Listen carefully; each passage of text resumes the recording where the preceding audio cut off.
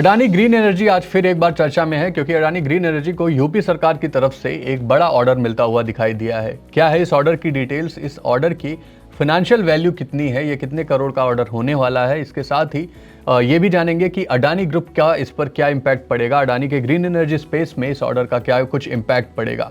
नमस्कार, मेरा नाम है सत्यम और आप देख रहे हैं मनी 9। सबसे पहले बात करते हैं इस ऑर्डर की। तो दरअसल Uttar Pradesh power corporation limited की तरफ से अडानी ग्रुप को 1250 मेगावाट के पम्प्ड हाइड्रो स्टोरेज प्रोजेक्ट का ऑर्डर मिला है। ये ऑर्डर अडानी ग्रीन की एक सब्सिडियरी को मिला है जिसका नाम है अडानी सौर ऊर्जा। ये पूरी कंप्लीटली सब्सिडियरी है अडानी ग्रीन एनर्जी की, जिसको ये ऑर्डर मिलता हुआ दिखाई दिया है। अब ये प्रोजेक्ट क्या रहने वाला है इसकी भी डिटेल जान लेते हैं। दरअसल 1250 मेगावाट के पम्प्ड हाइड्रो स्टोरेज प्रोजेक्ट को उत्तर प्रदेश में स्टैब्लिश किया जाएगा। यहाँ पर इसको ये ऑर्डर मिला है इसकी कमीशनिंग के लिए, इसको स्टैब्लिश करने के लिए।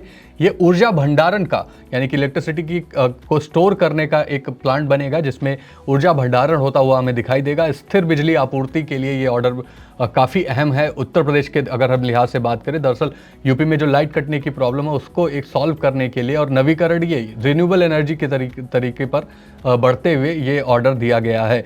अब इस ऑर्डर की डिटेल में चलते हैं थोड़ा सा। तो 40 सालों की कैपेसिटी के लिए ऑर्डर मिला हुआ है, यानी कि अडानी ग्रुप इस प्रोजेक्ट के तहत 1250 मेगावाट का जो स्टोरेज है उसको 40 सालों तक चलाएगा और पर मेगावाट पर ईयर के हिसाब से 76,53,226 रुपए अडानी ग्रुप को उत्तर प्रदेश पावर कॉर्पोरेशन देगा। तो एक बड़ा ऑर्डर मिलता हुआ यहाँ पे दिखाई दिया, लेकिन ये बड़े टाइम पीरियड के लिए भी है।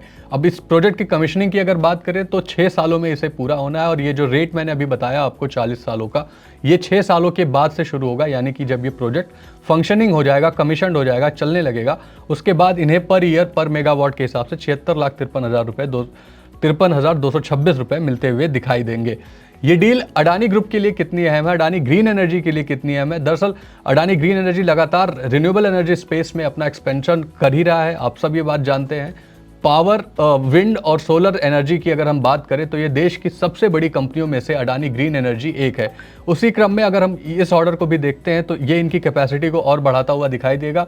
फिलहाल अभी कंपनी के पास 20.4 गीगावाट की पावर की कैपेसिटी अभी तक रिन्यूएबल एनर्जी सोर्सेस से मौजूद है, जिसे 2030 तक कंपनी 45 गीगावाट तक बढ़ाने का टारगेट कर रही है। तो जो इनका लक्ष्य है उस दिशा में ही आगे बढ़ते हुए अडानी ग्रीन एनर्जी दिखाई दे रही है इन प्रोजेक्ट्स के जरिए। हाल ही में अगर हम कंपनी के और भी प्रोजेक्ट्स की बात करें तो अडानी ग्रीन एनर्जी को राजस्थान, गुजरात और महाराष्ट्र में भी बड़े सोलर और विंड प्रोजेक्ट्स मिले हैं। इनको इनोवेटिव सॉल्यूशंस पर फिलहाल ये काम कर रहे हैं, इनोवेटिव स्टोरेज सॉल्यूशंस पर काम कर रहे हैं ताकि पावर लॉस कम हो, जो स्टोरेज कैपेसिटी है वो थोड़ी सस्ती हो सके और लंबे समय तक के लिए ये ऑर्डर्स, ये प्रोजेक्ट्स इनके चल सकें।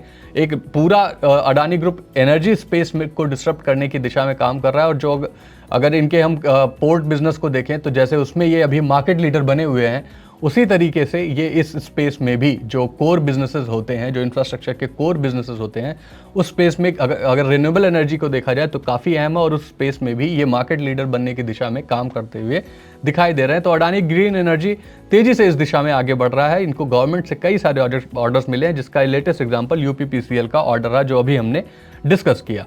एक बार कंपनी के अब क्वार्टरली रिजल्ट्स पर भी नजर डाल देते हैं। तिमाही नतीजे भी इनके अच्छे ही रहे थे। कंपनी के अगर हम नेट प्रॉफिट की बात करें तो उसमें 85% का ईयर ऑन ईयर ग्रोथ दिसंबर तिमाही में हमें देखने को मिला था। 474 करोड़ रुपए का मुनाफा कंपनी ने दर्ज किया। अगर हम इलेक्ट्रिक आपूर्ति से जो बिजली सप्लाई करते हैं उससे होने वाली इनकम की बात करें तो वो तकरीबन 1993 करोड़ थी इस क्वार्टर में।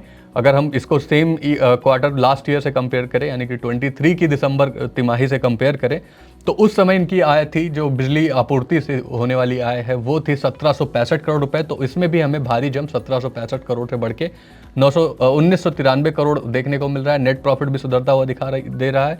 अगर हम इस फाइनेंशियल ईयर की बात करें, करंट फाइनेंशियल ईयर की, तो अप्रैल से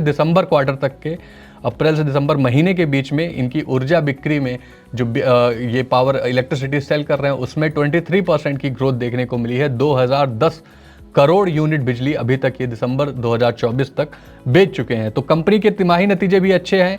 ये रिन्यूएबल एनर्जी स्पेस में अपना दबदबा भी बढ़ा रही है। लगातार 2030 तक 45 गीगावाट तक की कैपेसिटी पहुंचाने का टारगेट है। अभी भी इनके पास 20.4 गीगावाट की कैपेसिटी है और जो ये ऑर्डर मिला है ये 1250 मेगावाट का मिला है, जिसमें 76 लाख रुपए पर मेगावाट पर ईयर के हिसाब से इन्हें 40 सालों तक मिलेंगे। हालांकि इसको कमीशन होने में 6 सालों का समय लगेगा। तो एक तरीके से जिस दिशा में कंपनी काम कर रही है उसी दिशा में एक और कदम है ये ऑर्डर भी। अब देखना ये होगा कि आने वाले टाइम में क्या ये इसी तेजी के साथ अपना एक्सपेंशन करती रहती है। अडानी ग्रीन एनर्जी के इस काम पर, अगर अडानी ग्रीन एनर्जी के पावर सेक्टर में, ग्रीन एनर्जी स्पेस में, रिन्यूएबल एनर्जी स्पेस में लीडर बनने की तैयारी की दिशा में ही ये कदम भी उठाया जा रहा है। लगातार इन्हें फ्रेश ऑर्डर्स मिल रहे हैं।